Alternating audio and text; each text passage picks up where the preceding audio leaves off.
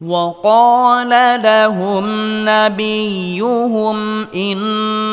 آية ملكه أن يأتيكم التابوت وقال لهم نبيهم إن آية ملكه أن يأتيكم التابوت আসসালামু আলাইকুম ওয়া রাহমাতুল্লাহি ওয়া বারাকাতুহু। সম্মানিত দর্শক ও শ্রোতা, আশা করি সবাই ভালো আছেন। কোরআন মাজিদ শেখার নতুন একটি পর্বে আপনাকে স্বাগতম। গত পর্বে আমরা সূরা বাকারার 246 নং আয়াত থেকে 247 নং আয়াত পর্যন্ত শিখেছিলাম। আজকে আমরা এই ভিডিওতে সূরা বাকারার 248 নং আয়াত থেকে 250 নং আয়াত পর্যন্ত শিখব ইনশাআল্লাহ। সম্মানিত দর্শক ও শ্রোতা, এই ভিডিওটি এমনভাবে তৈরি করা হয়েছে যে চাইলে আপনি আমার সাথে সাথে পড়ে আমার মতো সহি শুদ্ধভাবে কোরআন মাজিদ পড়তে পারবেন। আর যারা আমাদের এই চ্যানেলে নতুন, তারা অবশ্যই চ্যানেলটি সাবস্ক্রাইব করুন। সাবস্ক্রাইব না করলেও একটি লাইক এবং কমেন্ট অবশ্যই করুন, কারণ আপনার এই লাইক এবং কমেন্টের কারণে ইউটিউব অ্যালগরিদম আরও 100 জনের কাছে আমাদের এই ভিডিওটি পৌঁছাবে, যার ফলে অন্যরাও কোরআন শিখতে পারবে ইনশাআল্লাহ। তাহলে চলুন আমরা আমাদের মূল সবক শুরু করি।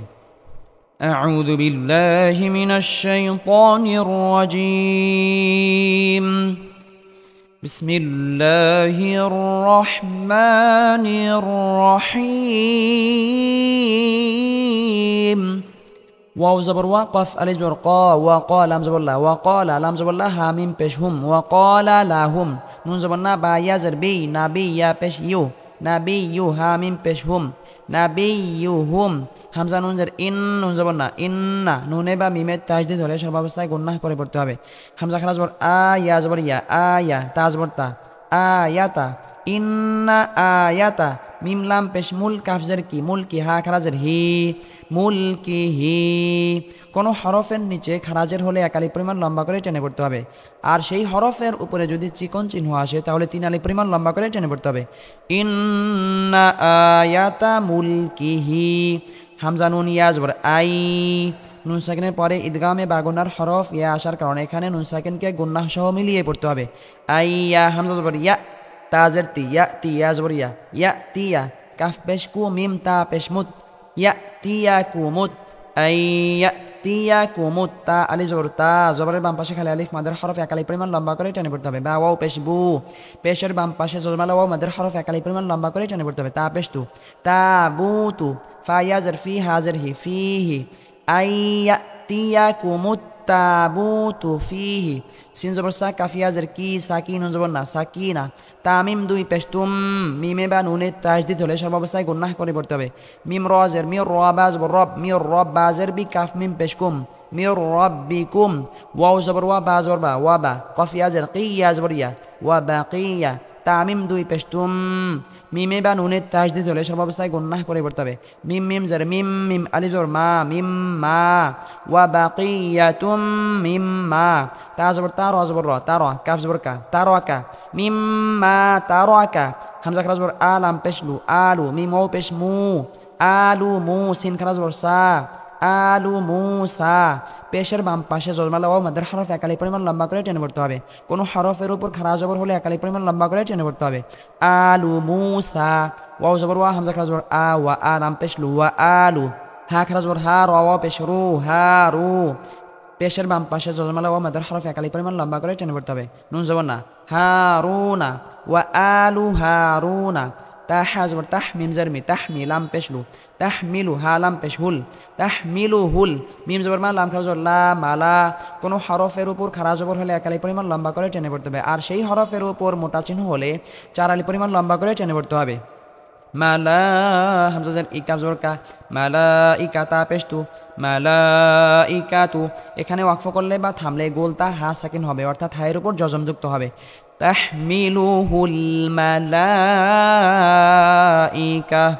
সম্মানিত দর্শক ও শ্রোতা, আমরা এখন এখান থেকে এখান পর্যন্ত পড়ব। আমার সাথে সাথে আপনারাও পড়ার জন্য চেষ্টা করবেন, তাহলে আপনাদের পড়াও দ্রুত সহি হবে ইনশাআল্লাহ। وقال لهم نبيهم إن آية ملكه أن يأتيكم التابوت وقال لهم نبيهم إن آية ملكه أن يأتيكم التابوت وقال نبيهم إن آية ملكه أن يأتيكم التابوت وقال لهم نبيهم إن آية ملكه أن يأتيكم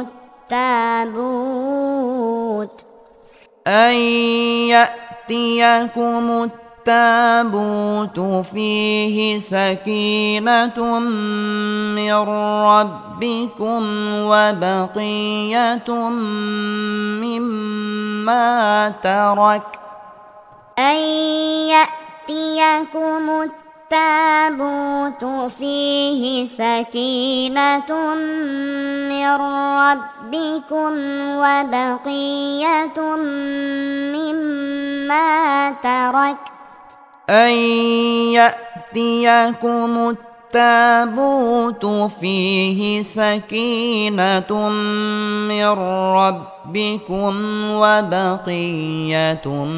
مما ترك أن يأتيكم التابوت فيه سكينة من ربكم وبقية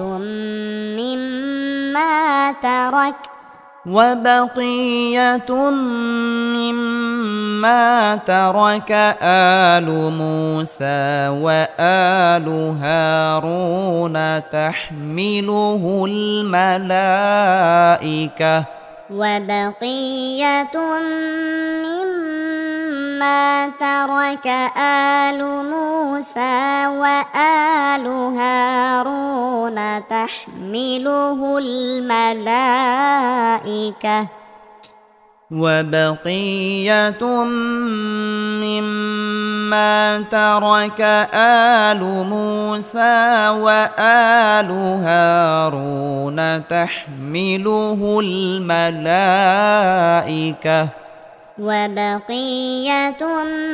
مما ترك آل موسى وآل هارون تحمله الملائكة إن في ذلك لآية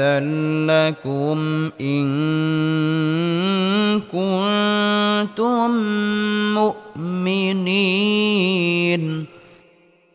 إن في ذلك لآية لكم إن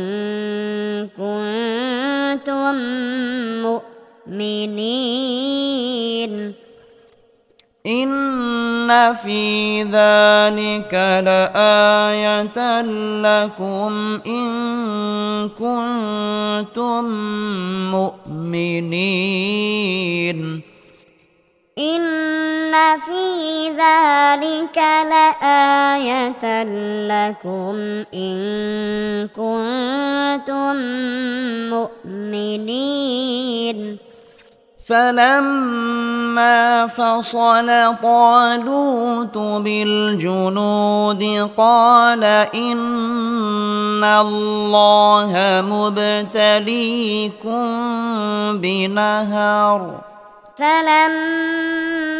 فصل طالوت بالجنود قال إن الله مبتليكم بنهر فلما فصل طالوت بالجنود قال إن الله مبتليكم بنهر فلما فصل طالوت بالجنود قال إن الله مبتليكم بنهر فمن شرب منه فليس مني فمن شرب منه فليس مني فمن شرب منه فليس مني فمن شرب منه فليس مني فمن شرب منه فليس مني ومن لم يطعمه فإنه مني إلا من اغترف غرفة بيده ومن لم يطعمه فإنه مني إلا من اغترف غرفة بيده ومن لم يطعمه فإنه مني إلا من اغترف غرفة بيده ومن لم يطعمه فإنه مني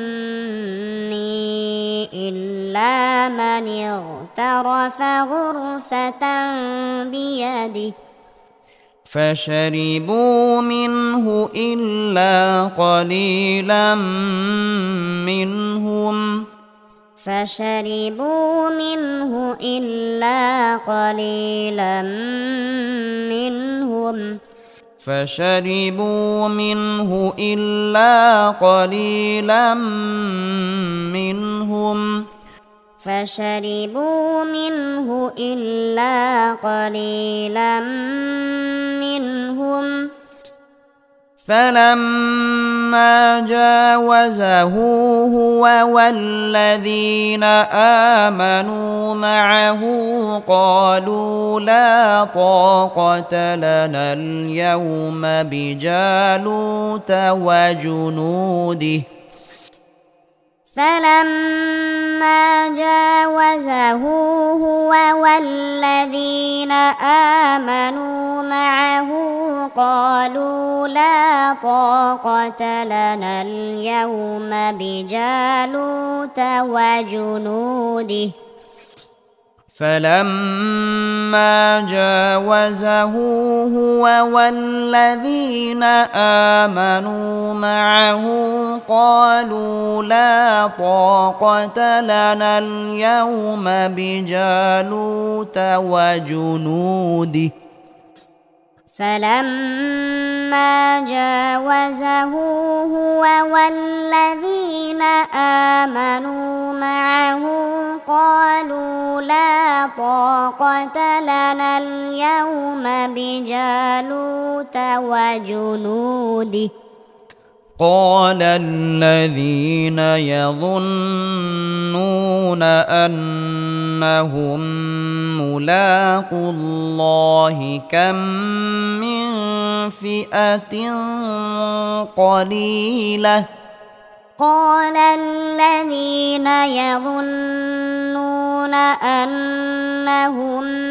ملاقو الله كم من فئة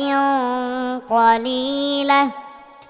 قال الذين يظنون أنهم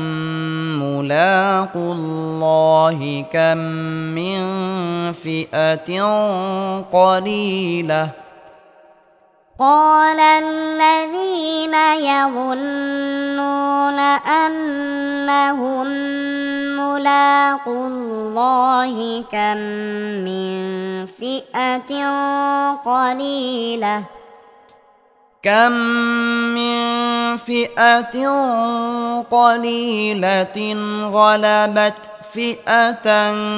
كثيرة بإذن الله كم من فئة قليلة غلبت فئة كثيرة بإذن الله كم من فئة قليلة غلبت فئة كثيرة بإذن الله كم من فئة قليلة غلبت فئة كثيرة بإذن الله والله مع الصابرين والله مع الصابرين والله مع الصابرين والله مع الصابرين ولما برزوا لجالوت وجنوده قالوا ربنا أفرغ علينا صبرا وثبت أقدامنا ولما برزوا لجالوت وجنوده قالوا ربنا أفرغ علينا صبرا وثبت أقدامنا ولما برزوا لجالوت وجنوده قالوا ربنا أفرغ علينا صبرا وثبت أقدامنا ولما برزوا لجالوت وجنوده قالوا ربنا أفرغ علينا صبرا وثبت أقدامنا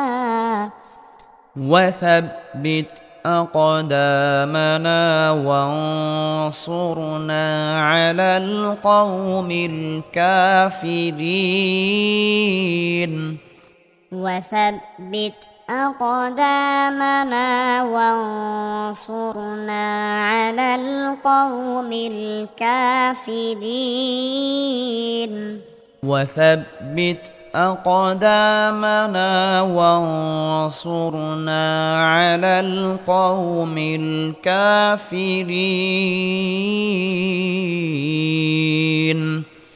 وثبت أقدامنا